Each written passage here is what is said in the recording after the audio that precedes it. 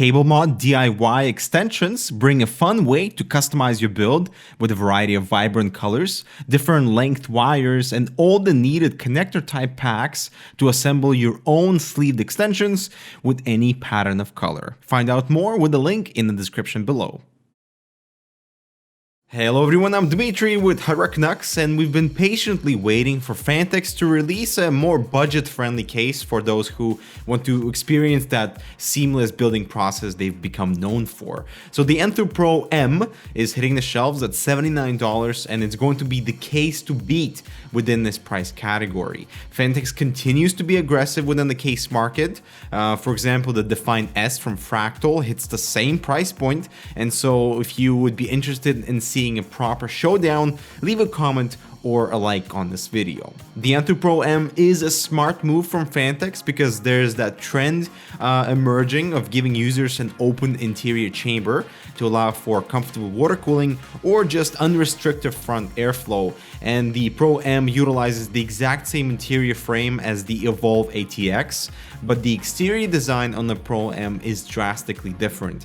It follows in the footsteps of the Enthoo Pro, but in a more compact form. We still get a brushed plastic front panel that has become the staple for many case exteriors and not just Phanteks. The side panel window is revealing, but it should have been larger to expand our view of the interior a little more, plus maybe a cutout to show off this SSD spot.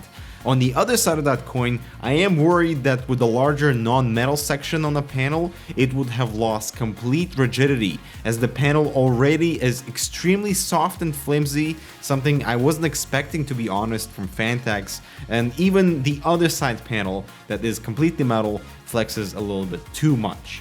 And even though the Pro M is more of a value introduction and the frame itself maintains full structural integrity, so that's a positive, I just wish that the panels were stamped or something to give off completely solid handling for this chassis.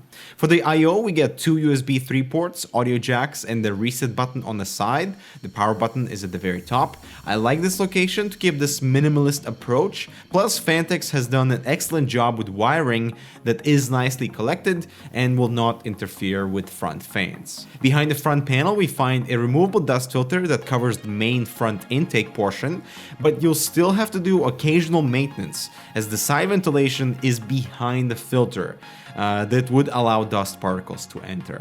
However, the top is covered with a large magnetic filter spanning the entire ventilation area with strong magnetic strips. Coming back to the front, you can install triple 120mm fans or dual 140mm with the mounting strips for extra flexibility, and only a single 140mm fan included with the Pro M, so you'll need to populate it with your own fans regardless of the build. On the inside, notice the absence of traditional drive cage to let the front intake just enter without any obstacles. I like this ventilated floor too, and this natural chamber separation to make cable management so much easier. And notice this Phanteks plate on the side, and that is one of their innovative mounting solutions for 3.5 and 2.5 inch drives with these angled brackets. Unfortunately, the Pro M does not come with any of these brackets and they must be purchased separately, but what this allows you to do is install drives with flexible mounting options in any of these 5 spots. So for example, you can install them at the very top so they're out of the way, or move them in the center so they are cooled by the front intake. So it's all up to the user. But aside from that, a cage with 2 drive brackets is available in the bottom chamber, plus a single SSD bracket behind the motherboard tray, which is fine for storage, but I just wish that a single angle bracket was included with the Enthoo Pro M. For top airflow, Phanteks continues to use a removable bracket that is a brilliant solution for installation of radiators and fans outside of the case and then simply sliding it back after. So triple 120 or dual 140mm fans are compatible on the bracket, utilizing strips for mounting flexibility. And the fans are offset closer to the side panel. Even with my 140mm fans installed, you can see just how much clearance there is away from the motherboard. In case you'd want to populate it with 3 120mm fans, the 5.25 inch drive bay is removable to welcome a 360mm radiator. And this is what the final build looks like. I had extra fun with the Pro M, utilizing some of the extra lights. these magnetic strips from Phanteks. I tried to follow sort of a color scheme of red and gold with the active LED Avexia RAM, the Asus Gryphon Armor Edition, and the yellow themed Sapphire 390X that really sort of sealed the deal with the build.